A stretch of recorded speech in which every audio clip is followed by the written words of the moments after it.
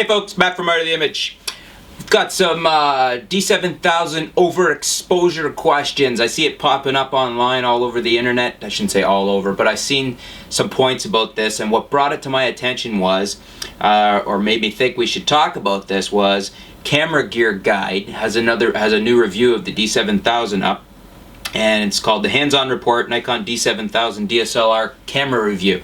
And I saw an article that says, let's see here, the only negative we could find in reviewing the D7000's image quality was a tendency to overexpose. Shadow detail is tremendous, but the D7000's overexposure habit should have photographers shooting in RAW, or else they might find themselves leaving detail out in the field.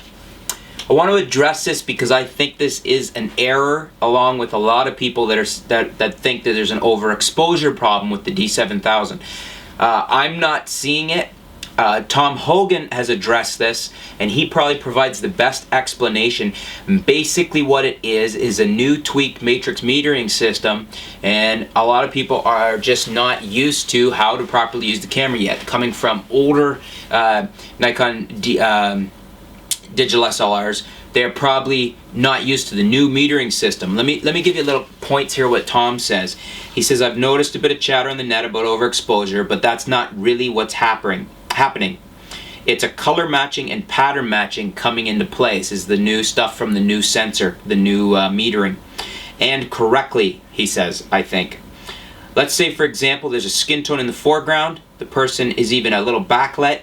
Well, the D7000 certainly sees that skin tone and knows where to put it on the tonal scale.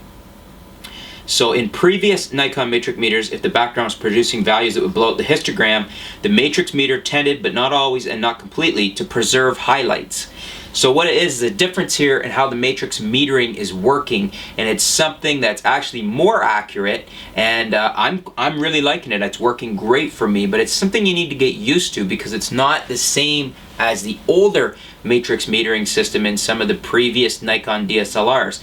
It's an improvement, but with a lot of things that are new and improved, you gotta play with it, tweak it a little, get used to it, get used to working with it, because this is not the same as what you're probably used to working with coming from other Nikon DSLRs. Tom says that the D7000 seems to get the exposure more on target than previous consumer cameras. And for those of you coming from another Nikon DSLR, there's going to be a learning curve before you manage to fully grok the new matrix patterns and tendencies. So exactly what I was just getting at there.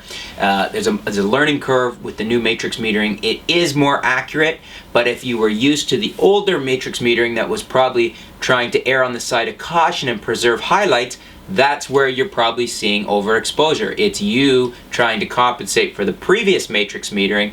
The new one already is taking care of that. So you want to spend some time, figure this out for yourself, see how it works, because it's a bit of a learning curve to realize that this is a brand new matrix metering system. It's not overexposing, it's nailing it, and you're probably compensating based on how you're used to using previous Nikon DSLRs and their matrix metering. So basically, that's it in a nutshell, folks. I don't feel that the D7000 is overexposing. Tom Hogan doesn't think the D7000 is overexposing, and basically he provides an excellent answer. If you want to read it for yourself, go to bytom.com. That's bythom.com. Tom Hogan's a Nikon guru. Excellent read. Lots of good stuff on his site. But basically, there you go. There's not a problem with the D7000 overexposing. It's just a question of a bit of a learning curve with a new and improved matrix metering system. Thanks for tuning in to Art of the Image, folks. We'll be back soon with some more news on what's going on in the world of photography, some more videos, some more articles for you. Thanks a lot.